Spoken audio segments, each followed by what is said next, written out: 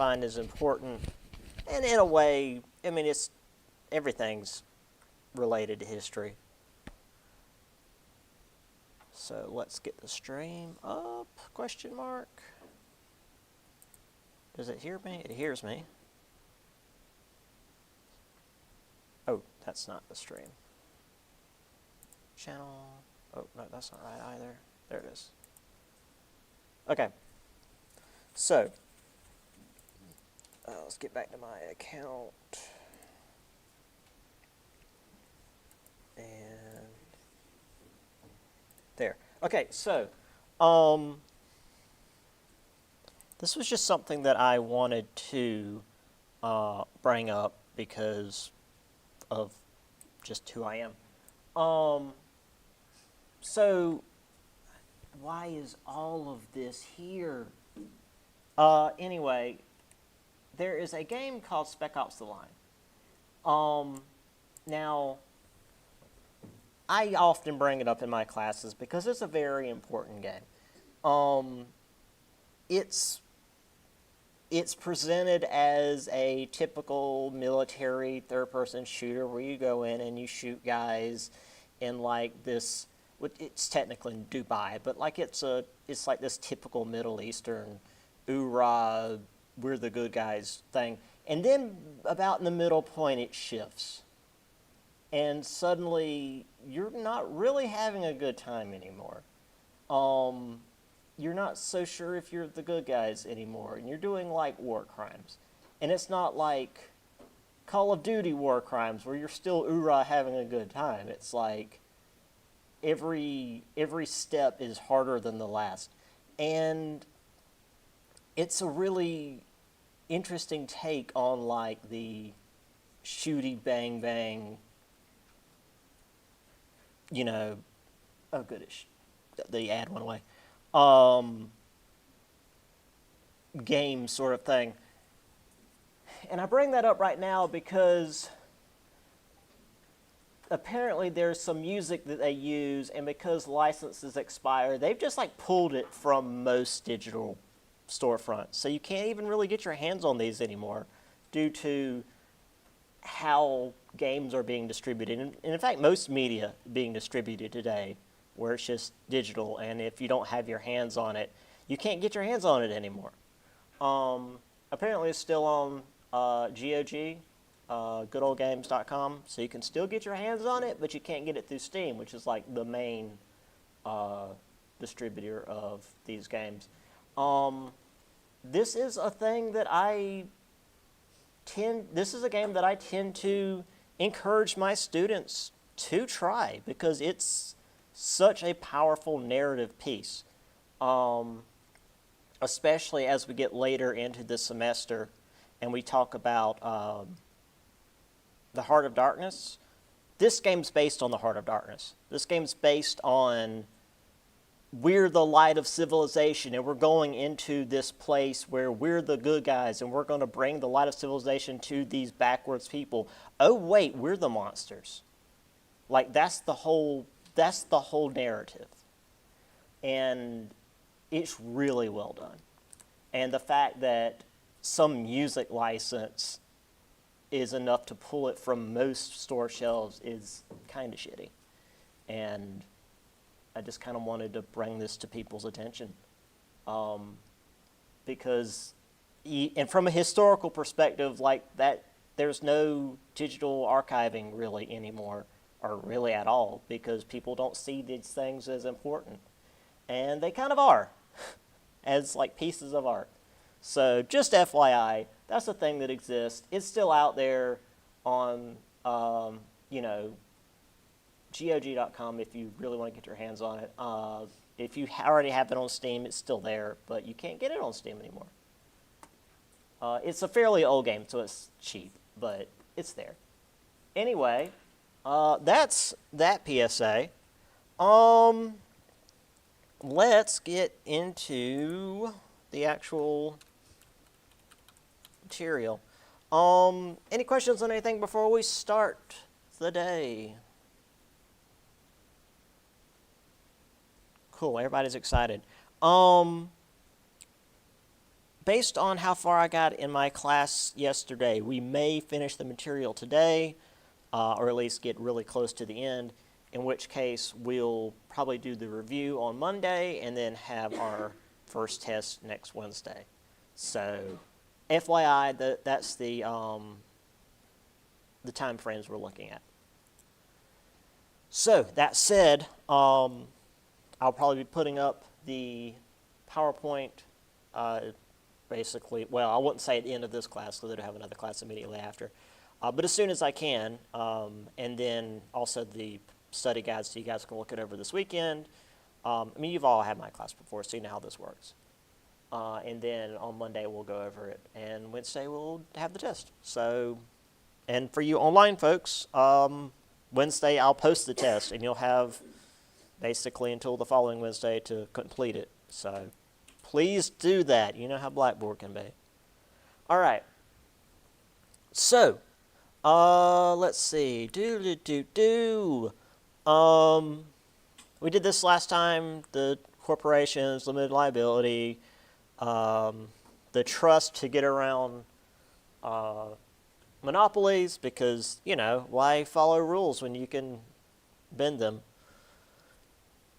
And why even bother bending rules when you can get the Supreme Court to make rules in your favor anyway?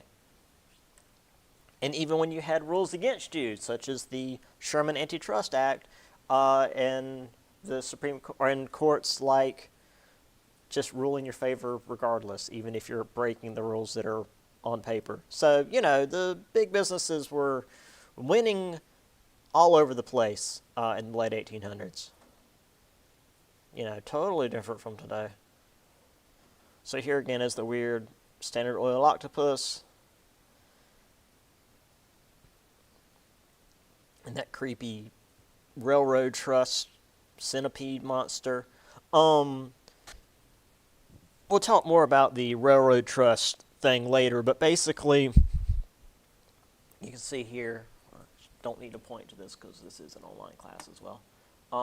Where's my mouse? Here we go.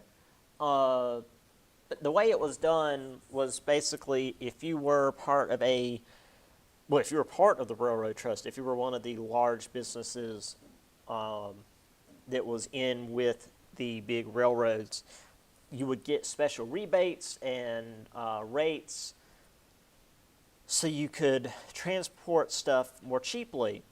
But if you were a small business that was trying to compete with the big railroads, you would have to pay full price, which is to say to the point that you would not be able to make any profit and will get run out of business. That's what this was about. It's not just, oh, if you're a big business, then you get to, you know, have a discount. It was to the point that if you weren't a big business and getting a discount, you would get run out of business. Virtual last scene. What's that? Oh, that was a thing. Okay, sorry. Right, corporations.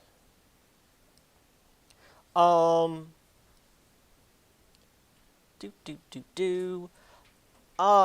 major innovation of this time, which is less interesting, is managerial specialists. And while it's not interesting, it's still extremely important. Basically, your middle managers, accountants, traffic managers, marketing executives, you know, the really boring white-collar, just like people doing paperwork all day. But it was extremely important because as these corporations got bigger and bigger, the guy at the top couldn't run the entire business. You needed people to take certain duties and just keep the thing running smoothly. So while they were really boring, really thankless jobs, they were extremely important in keeping things going.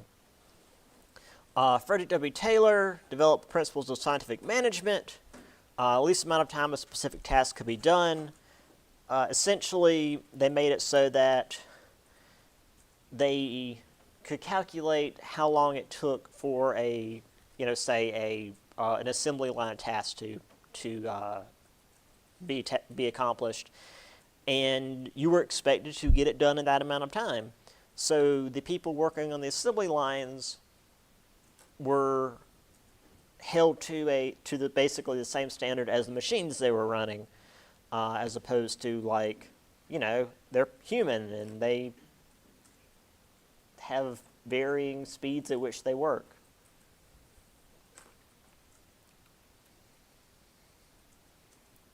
Retail outlets. This was also fairly important. This is a way to get these vast quantity of goods that were being produced to the market.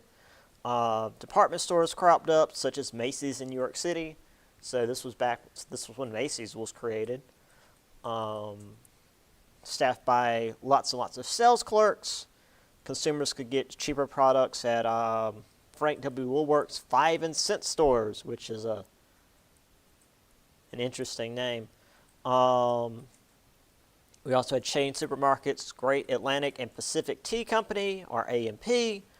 Urban dwellers could get canned fruits and vegetables, as well as canned meat packing plants. Which is to say, they could get their hands on stuff that they wouldn't have been able to get otherwise. Mushy. And even beyond the cities, people living in rural areas could use mail order catalogs and rural free delivery to have access to this industrial market. So, normally when you think of like industrial era America, you think of the cities, you think of the factories, which is true. But the mail order catalogs and rural free delivery, which was important, allowed for people living in the countryside, because there were still plenty of people living in the countryside. This was about the time that the big shift to the cities happened. The late 1800s, early 1900s is when people really started moving to the cities. But there were still a lot of people living on the countryside, and this allowed even those people to have access to the industrial market. Even though, again, people living in certain areas, such as the Tennessee River Valley, still didn't have access to electricity until like after World War I, which is something we'll talk about towards the end of the semester. So we have various department stores along the city streets here, which again, I love these sorts of images where you have like pretty modern looking buildings. You got a clock tower here, you've got these big placards and billboards and whatnot. You've got the streetcars, but then you've also got like horse-drawn carriages, because that was the norm. We had electric streetcars, which I think these are just cable cars rather than electric, because there isn't a line running over it. But then right alongside it, you have one pulled by a horse. Internal combustion wasn't a thing yet. We also had the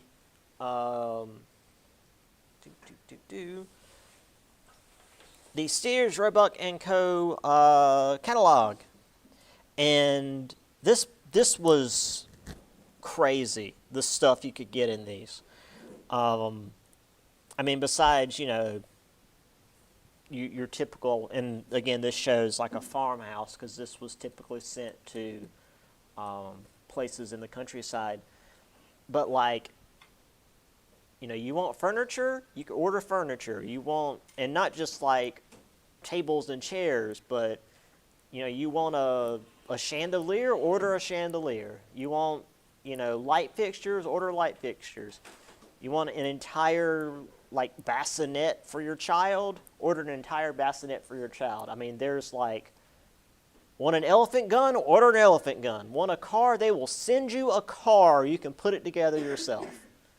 Obviously, that will be a little bit later, but yeah, the old Sears catalogs were crazy. I love looking through like images of the inside of these things. Like $15 for uh, build it yourself car. Wasn't quite $15, but you know that idea.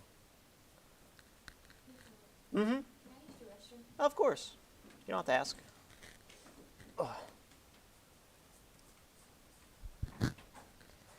Let's see.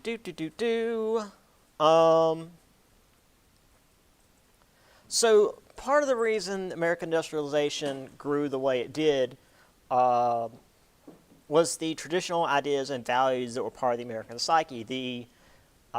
We talked about this last semester. The Puritan, which is to say Calvinist, idea of like hard work and upward mobility being seen as not just something that you would get by one's own work, but because good fortune is seen as something that is brought on by good morals. Churches, schools, intellectuals, popular writers all believe that success was morally desirable. If you succeeded, it was because you were more talented, industrious, and more resourceful than others. Businessmen considered the competition in the market as being positive and healthy, despite the fact that most businessmen did what they could to destroy competition in the market. The free markets tended to rely on the government for assistance and protection, such as the 14th Amendment thing we talked about just a moment ago, you know, where the government protected the business from its own workers.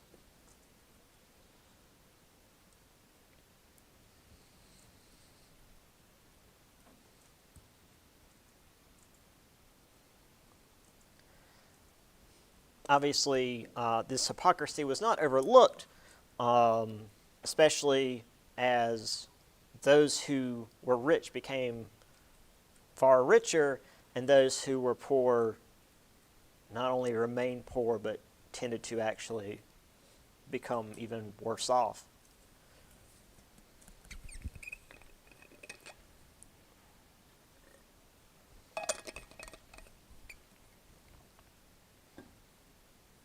Especially during the many economic crises of the day, when the big businesses would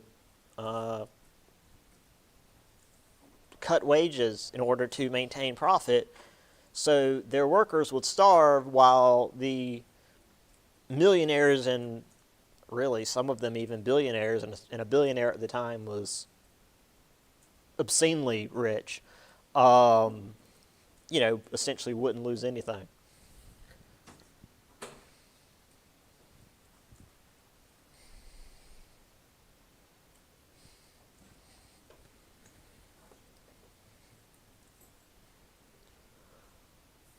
All right, so to further discuss this traditional ideas and values was the so-called doctrine of success.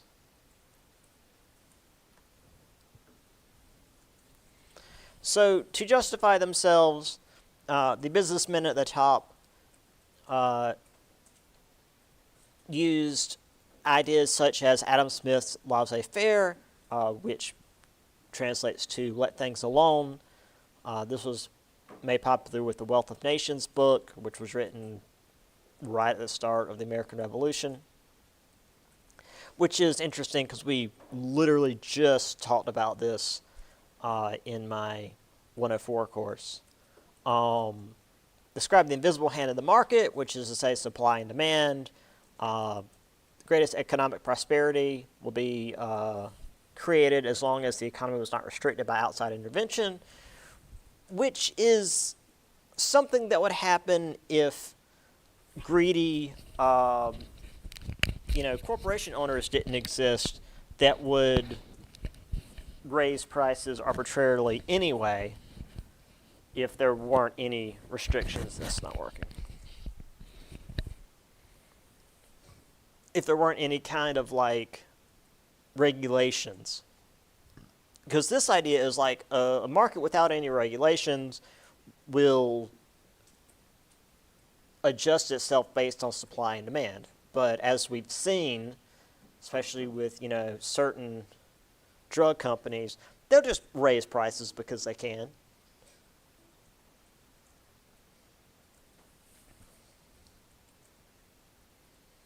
In fact, you can say that about a lot of the economy these days. It's just like, why are prices so high? Because like the supply and demand has nothing to do with a lot of prices. Most prices, yes. Some, not so much.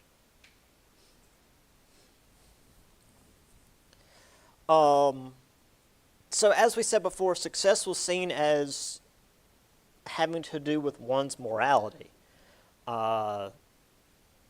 School children were raised to believe this. Russell Conwell, the pastor of the Grace Baptist Church in Philadelphia, printed a sermon entitled Acres of Diamonds, which sounds like a horrifying level in some Soulsborne game now. I say to you, you ought to get rich. It is your duty to get rich.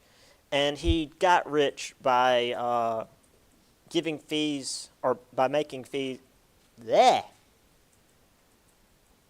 by getting money to give this sermon. He went around basically on a speaking circuit and made quite a bit of money doing this. Apparently that was the way to make money back then, was going around and talking at people. Because they couldn't record it, so it's not like you could do it once and everybody's heard it. And since economic prosperity was seen as like a sign of one's moral righteousness, economic failure was seen as lack of merit. So if you, to begin with, if you were poor, you were looked down upon, not just because you were poor, but because it was somehow your fault. Especially if you failed in some business venture. But even if you were born like poor, it must have been something you did. And somehow that's still kind of a mindset today. British philosopher Herbert Spencer gave a theory of social evolution in his book Social Status. Humankind was constantly moving toward perfection. Those at the top were morally superior than the less fortunate. Charles Darwin's On the Origin of Species, which was actually 8 years later, added some scientific legitimacy to this, and these two ideas were combined into the term social Darwinism, which was not what Darwin was talking about, but, people misusing Darwin's ideas are not new. So, obviously, most people did not achieve the kind of wealth that Carnegie had, or, most of these people we were talking about. But the culture of the day led many to believe that it was possible. It's like, oh, well, Carnegie started with nothing, which wasn't true. He wasn't born wealthy, but he was born into some level of means. And he didn't fully pull himself up by his bootstraps. His story is fairly inspirational, but it's not like he was born in a gutter and, he was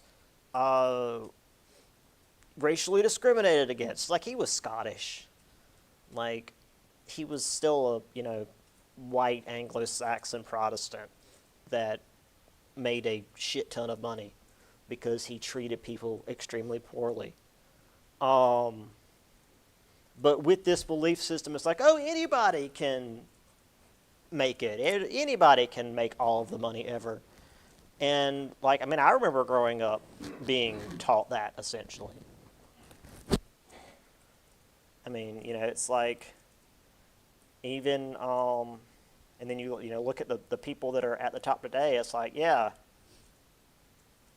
emerald mine heirs. Yeah, that's totally something everybody can do.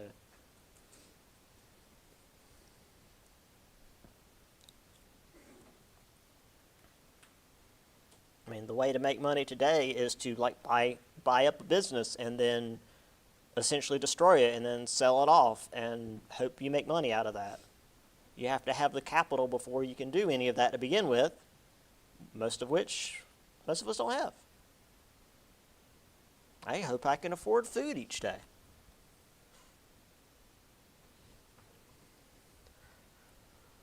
So here's Adam Smith. The oppression of the poor must establish the monopoly of the rich. Profit or income inequality are always highest in the countries which are going fastest to ruin. In other words, greed causes poverty and economic instability, which, if a small portion of the population are hoarding the resources, that country is not going to do well. Here we have Russell Conwell. Money is power. Every good man and woman ought to strive for power and do good with it. When obtained, I say, get rich, get rich. I put the comma in the wrong place there, but same idea. Also interesting that he actually included and woman in this quote, considering, again, late 1800s and like pastor guy.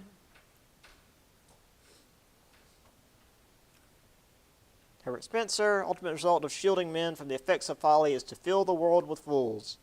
Which again, kind of an asshole idea, but also what group of people were shielded from the last 3 economic collapses? The big businesses. What group got millions, if not billions of dollars of government handout? The banks and the auto industry. So, I know who he was talking about, but you could definitely be referring to someone else there. And there's Charles Darwin, not the strongest of the species that survives, nor the most intelligent, but the one most responsive to change. When people say survival of the fittest, this is actually what it means. Not the strongest or even the smartest, but the most adaptable, which is why you have species, or not even species, but body plans like crocodilians and sharks that have technically evolved over the last several million years, but they've evolved almost in a circle. There are evolutionary changes that have happened, but they've usually gone back because the original body plan has been so good at what they do that usually the changes end up dying off because they're just not as efficient. You get a strong, simple body plan, and it works out. Throw turtles in there too. Turtles are good at what they do.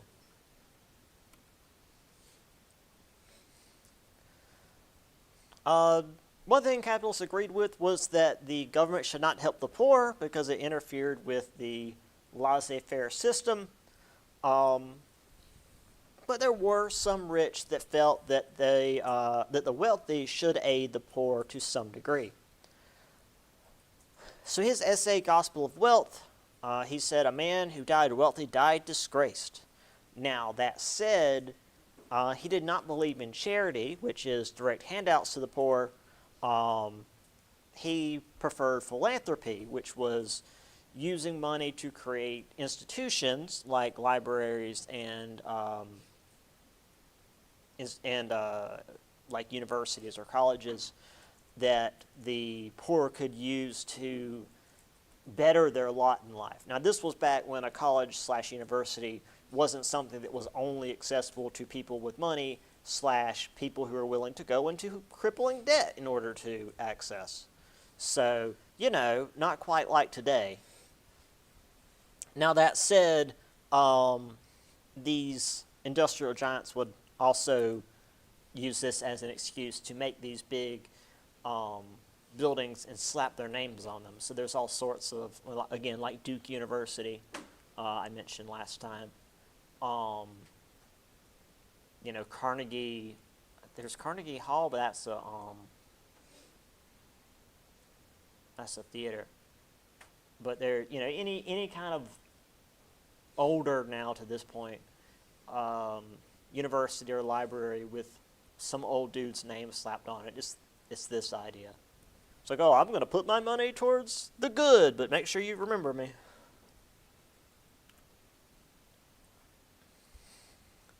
So, in public, capitalists supported the idea of laissez-faire. Again, leave things alone, let the market decide. Everything's going to just be up to supply and demand. But when it came to actual actions, they did their best to destroy competition. Rockefeller himself said, "The day of individual competition in large affairs is past and gone."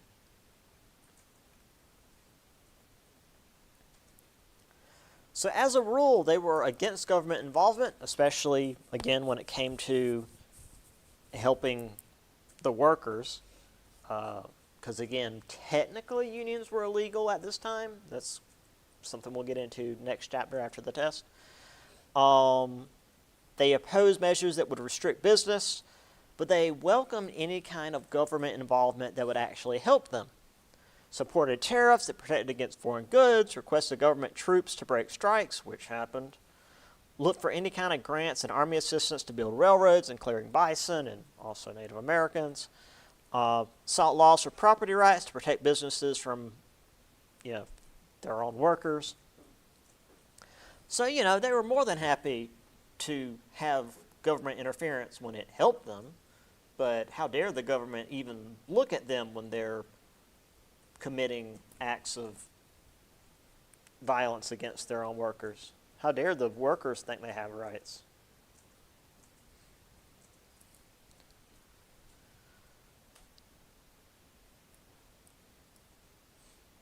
Which, again, is going to be like the entire next chapter.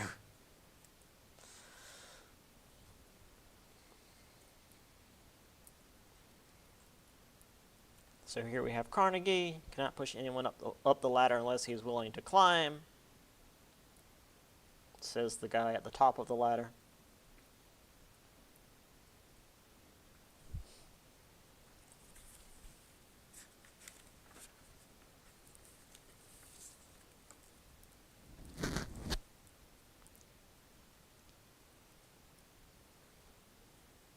All right. So needless to say, not everybody was on board with this, especially since it was really just the guys at the top making all the money that were really pushing these ideas. So Lester Frank, in his book Dynamic Sociology, attacked laissez-faire, seeing society as the organization of happiness. I felt it was the government's duty to aid citizens. Richard T. Ely, don't know exactly how that's pronounced, in the labor movement, decried the social ills of massive businesses and enterprises. We also had Henry George and Edward Bellamy, lamented the disparity of wealth. Henry George said, amid the greatest accumulation of wealth, men die of starvation, which he felt was due to rent. Costs accumulated on a single plot of land, which he saw as unearned increment, which, I can kind of see. Like, if you buy a plot of land, you more or less pay for it once, and that's it.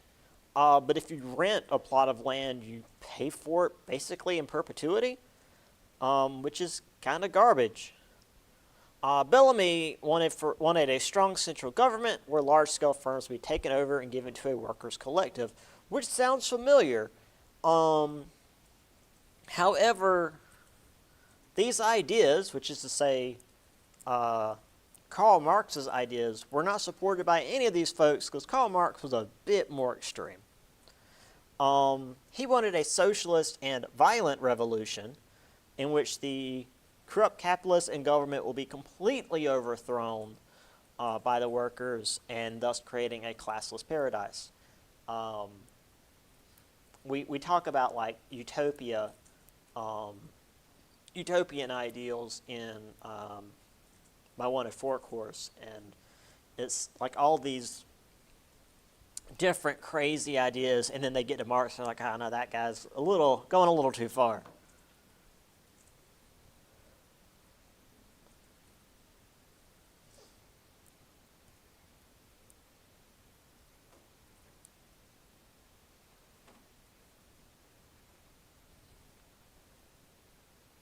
I remember one of the years I was teaching this, when I was teaching upstate, um, I'd moved to a different room for various reasons, and there was a drawer in the desk.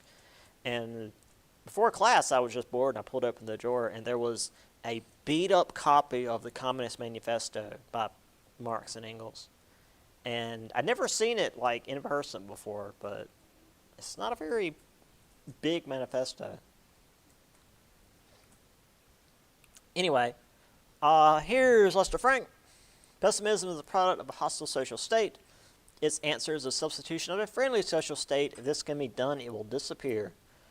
That's rather optimistic.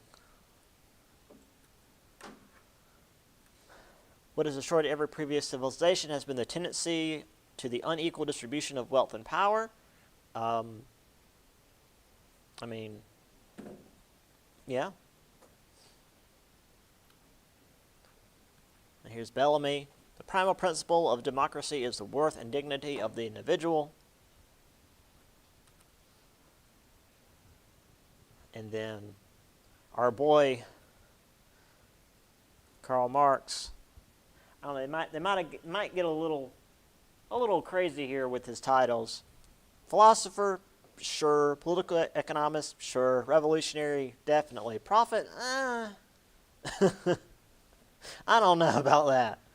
I laugh at the so-called practical people and their wisdom. If one wants to live like a beast, it could naturally do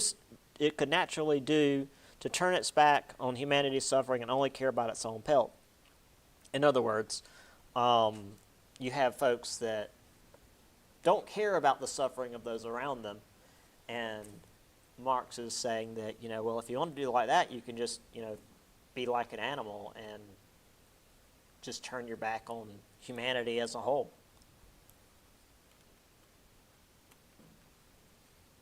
Go and live in the woods if you want to be like that. Which some people today really actually do. Like, I want to live off the grid and not let the government see me. I've had some weird experiences working retail. Anyway, so moving on to the next section, and, well, not quite the last section, but we're getting there. So, the Gilded Age. This is the late 1800s. This is typically seen as the very wealthy, especially those that had recently come into wealth. Why do you do this to me, lights? That valued opulence and like showiness over actual good taste. Covering everything in gold despite how gaudy it looks.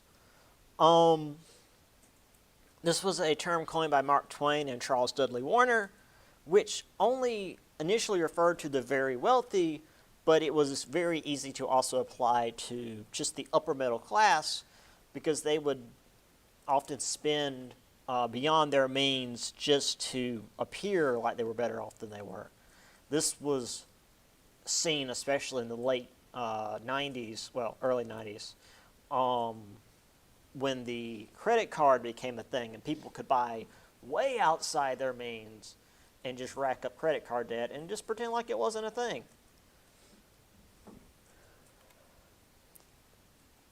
Though typically it wasn't gold plating everything. It was like buying boats and big cars and stuff that was extremely expensive and immediately devalue once you buy it.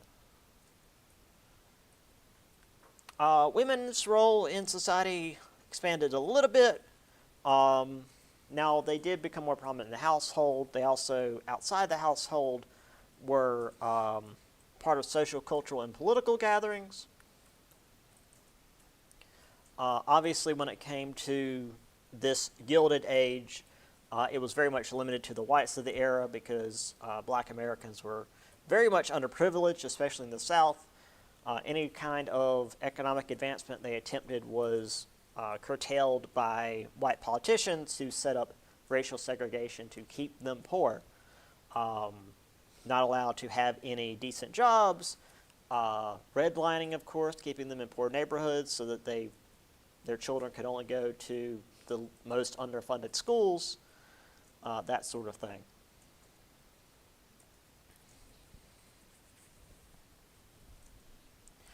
This next image is actually in the book.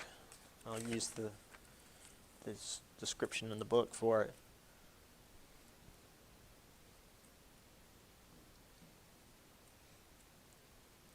This is by Horace Taylor. What a Funny Little Government, it's called. Large firms with as large firms merged with competitors to form giant companies that dominated the marketplace, opponents of such trusts decry the power that these enterprises wielded. Responding to such concerns, Congress passed the Sherman Antitrust Act, which, as we saw, didn't really do anything. Cartoonist Horace Taylor sought to make trust an issue in 1900 by attacking John D. Rockefeller, whose Standard Oil Company embodied the evils of trust for many critics, which, as you can see, he's just like using the government like his own personal pet project.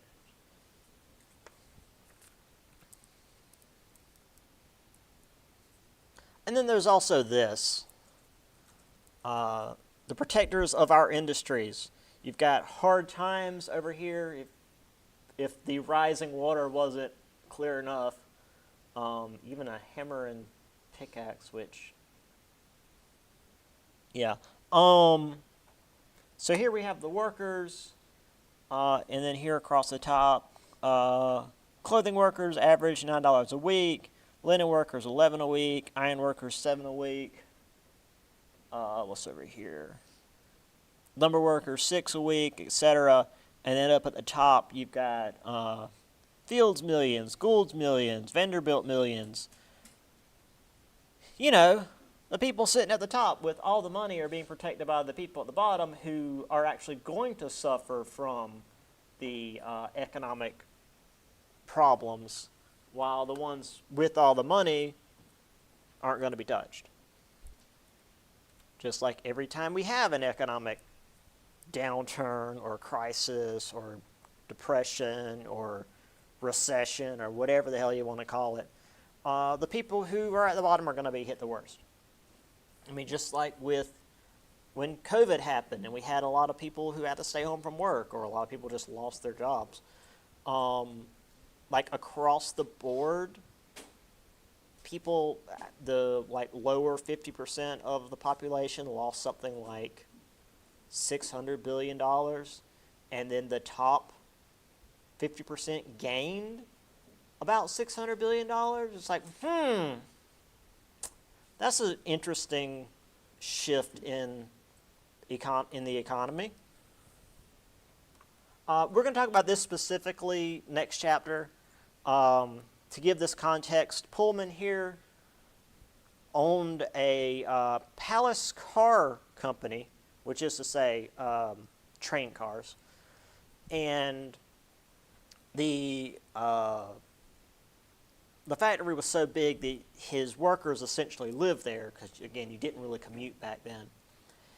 And so you got paid by Pullman, and then you paid your rent to Pullman, which wasn't unusual. That's not like a completely strange thing for the time.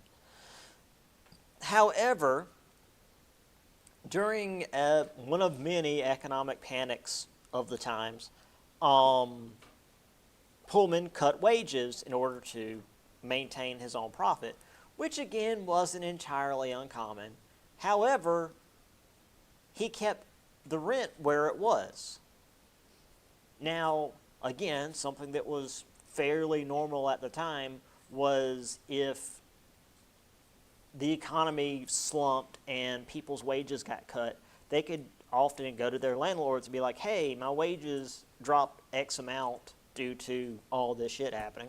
Hey, can you maybe lower my rent for a little while? And depending on how much of a garbage human your landlord was, they might agree to lower your rent. But the guy who's paying you and lowered your wages knowingly didn't lower your rent. So this is being shown here. He's lowering your wages, but also leaving your rent where it is, and essentially, crushing every last penny out of you. We'll talk more about Pullman later. All right. See how much more we can get done before the end. So what did these people get up to? Urban elites, the rich, spent much of their fortune building opulent mansions. Secondary vacation homes were equally as expensive. Vanderbilt's constructed Biltmore in the mountains of Asheville, North Carolina. I've already mentioned that before, but here it is actually in the notes. It has 250 rooms, 40 master bedrooms, an indoor pool, also an indoor bowling alley, if I remember right, and lots of other necessary crap. If you've never been there, if you have been there, you know what I'm talking about. If you've never been there, it's a lot. This was especially something that almost everybody has seen when I was working upstate, because it was like an hour away. Opera houses. Various rich families wanted to show off their taste and sophistication. Vanderbilt's, Rockefellers, Goulds, and Morgans financed the Metropolitan Opera House in New York City. I've got an image of this as well. It's amazing that something this big was built in 1883. Which, granted, the Panama Canal was built in the 1800s, or late 1800s, early 1900s as well. And that thing is insanely sophisticated.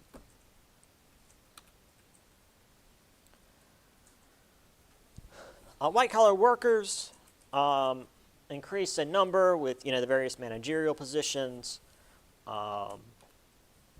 So these middle-class families also had a number of things to do.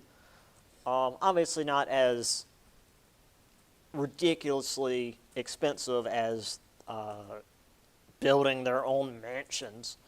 But,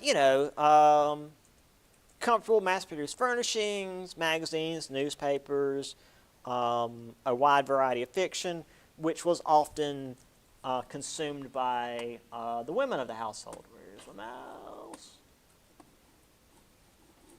There it is. This was often due to an increased literacy among women that there's an increase in fiction consumption almost every time from the 1400s on. When there's an increase in fiction writing and consumption, it's almost always due to women. It's an interesting demographic thing, but it's been very, very consistent. And a lot of times a decent percentage of the authors are also women, a lot of times using pen names because, women aren't allowed to write. It's fine, I'll just use a male pen name and write anyway. Also, due to the cultural shift of industrialization really messing with people's heads, a number of various organizations came about. We had the American Red Cross, General Federation of Women's Clubs, American Historical Association, and the YMCA expanding in the U.S.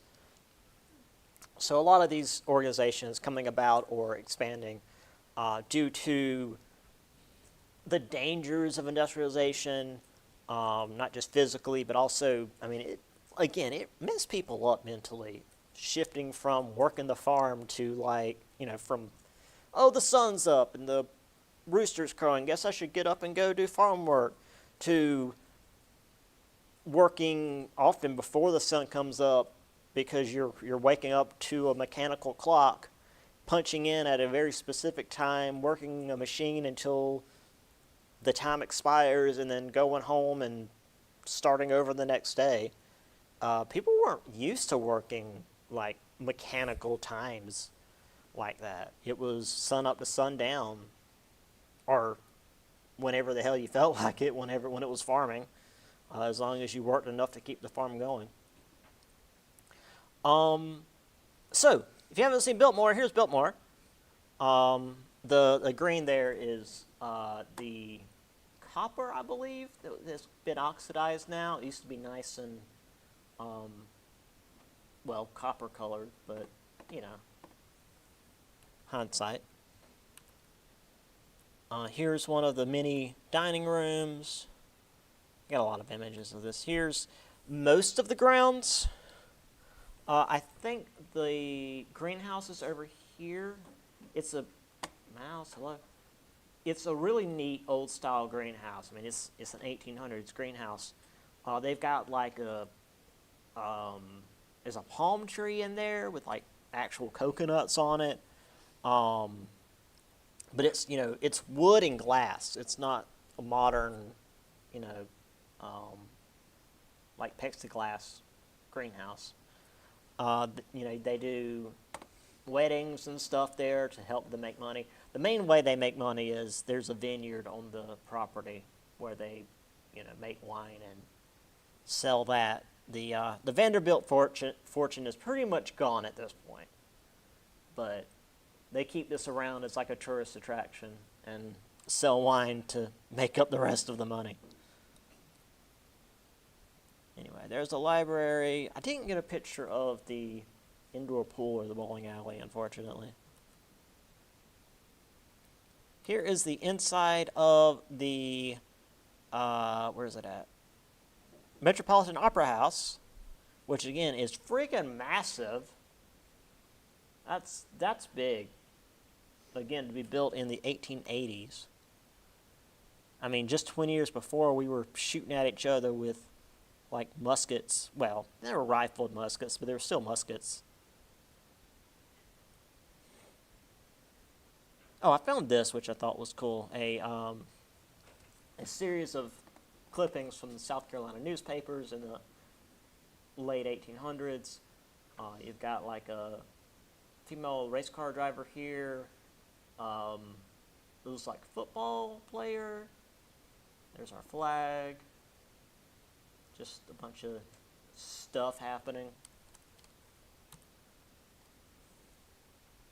All right, speaking of stuff, which this one's got more on it than you might be thinking of. So, obviously women were expected to stay at home and tend the household because, again, late 1800s.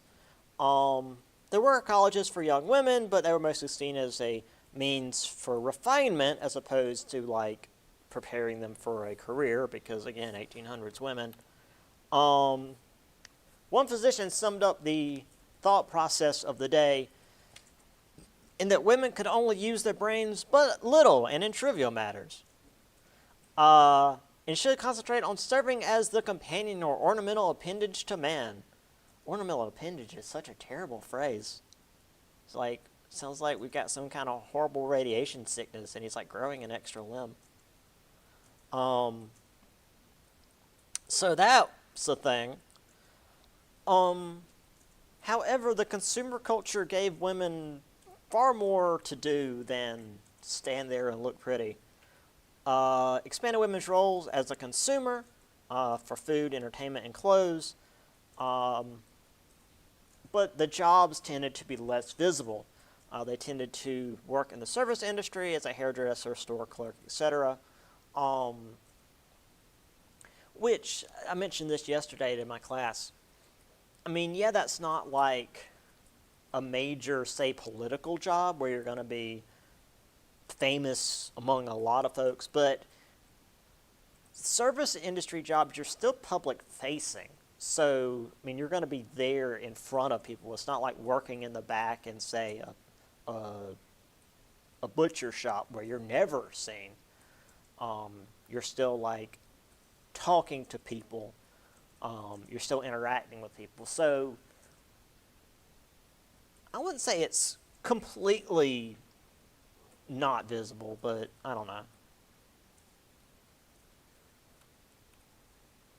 Leisure sports, if for the women that had a little bit of economic independence, which is to say those that were born into money, athleticism was there to offset the stresses of an intellectual life, provide a more rounded woman, again, not for the benefits of athleticism, but to make them better prepared to be a good wife, because again, 1800s. Also for men, and this is where things get a little bit weird. So men's leisure time changed as well. There were social clubs like the Oddfellows and Masons. To have some form of masculine social environment, there was a number of physical sports to deal with the crisis of masculinity experienced by the middle-class men who no longer worked for themselves because, again, the farming was becoming less and less of a thing. People working as wage workers for big businesses. And that was psychologically a major shift for people. Now, in a couple of chapters, we will also get into the masculine issue of we haven't gone to war in a couple of years. That's a problem. It's like, guys, you need to chill out. Yeah, that's the whole thing. Also, should be mentioned, I didn't mention this, should have mentioned this last class, but the Masons, the Freemasons, that's just, it's a social club. I worked with a guy who was a Mason, and he was just a weird dude. Like, it's not some weird Illuminati cult. It's just a bunch of weird dudes that are in a weird club. So, it's despite all the conspiracy nonsense, they're just dudes. Edgar Rice Burroughs, Tarzan of the Apes. This was meant to symbolize the idea of primitive manhood against the vices of becoming over-civilized, which we'll get to that in just a second. I've got an image of the original, book cover of Tarzan of the Apes, and I want us to briefly discuss that.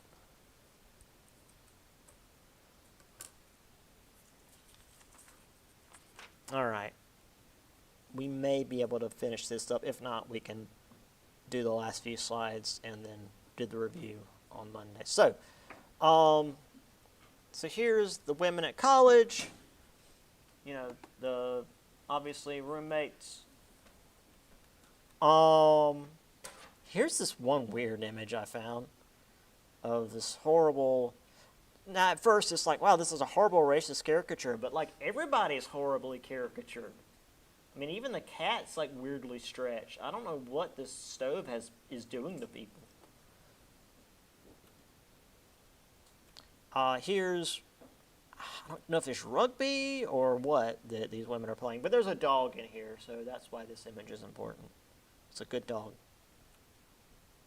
Oh, also, it's 1800s women's sports. It's going to be dainty. No, this is freaking not field hockey, lacrosse. This is a full contact, you will get hurt sport. Yeah, this is not dainty. I saw people playing this when I was up at Providence College, and this is the sort of sport that you get dragged off the field if you get hit. Oh, also, okay, so quintessential 19th century masculine dude in my mind. Mr. Fisticuffs here. Mustache, hairy chest, ready to fight. Not overly muscled, but he's built strong. He's like a weightlifter as opposed to a bodybuilder. You know, he's got a thick core as opposed to chiseled, because that doesn't actually make you strong. This guy could probably lift somebody twice his weight. Now, compare this to Tarzan, who again, the idea of primitive manhood against becoming over-civilized. This is what he's supposed to look like in the original book. Why does he have no body hair? At all. No facial hair even. He looks like an Olympic swimmer. This confuses me. I mean, he's even like got an oily sheen to him. It's weird for like 1912. I don't know. I get this like, oh, he's got his hair is long because he's been living in the jungle with the apes. Like, okay, cool. Not what's happening. I get that some people can't grow like a full beard, but surely there'd be something here. Like my beard sucks if I try to grow it out, but there's something here. I don't know. It's just weird to me. Because again, this guy's not like, he don't look like a Sasquatch, but I don't know. That's just me. All right, let's do a little more.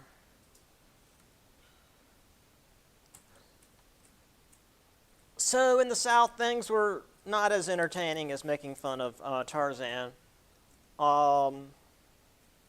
African Americans faced barriers to voting, poll taxes, which is to say if you couldn't pay the tax, you couldn't vote. Literacy test, which there was a grandfather clause going back to 1860, which is to say if you can't read, you can't vote unless your grandfather in 1860 could vote or could read. Needless to say, there were poor white Americans in the South who maybe couldn't read, but their grandfather could read in 1860. But if you're an African American in the South, your grandfather in 1860 was almost definitely enslaved and therefore almost definitely couldn't read. So this was very specifically targeted. 1890s, segregation spread throughout the South. These various laws were colloquially known as Jim Crow laws, named after a character in minstrel shows. After a character where a white person wore blackface because, 1800s, man. Separated blacks and whites in public facilities. Supreme Court struck down the Civil Rights Act, which gave Southern governments more leeway to this. Separated schools, transportation, hospital beds, and graveyard sections because, you don't want the dead bodies to feel racist. The hell. Anyway. I mean, I know doesn't have anything to do with the bodies. It's the people being racist on top that are still kicking, but still, Jesus Christ. 1896, Supreme Court sanctioned Jim Crow in Plessy v. Ferguson, stating equal but separate was constitutional, but they never really enforced the whole equal part, which is the whole point. In fact, in this equal but separate ruling, they stated, if one race be inferior to the other socially, the Constitution of the United States cannot put them on the same plane. Okay, equal, sure. Of course, if any stepped out of line, they were often brutally murdered. Nearly 1,700 African Americans were lynched between 1884 and 1900, which, if you're not familiar with what lynching is, that's essentially being tortured to death, but in public. So just some quick signs to show you how separate and equal things are. This is one of the more famous images. Separate and equal, totally equal water fountains here. Completely equal. Equal stuff. This first one just seems petty. Like, They can't to play together or in company with each other. Does that mean even like if there's a black group over here and a white group over here, that's not allowed? Like if they can't even be in the same building? That just seems really pedantic. Cards or dice, dominoes or checkers. Like, just come on. White prisoner to be handcuffed, otherwise chained, and then barber to white women or girls. Which I mean, that's been that was a common dog whistle. Okay, we'll do the politics next time, and that's like the last slide before the end. So I'll see you guys on Monday, and then we'll do the last slide and the review. So be sure to look over the study guide over the weekend so you'll have an idea of what we're going to talk about.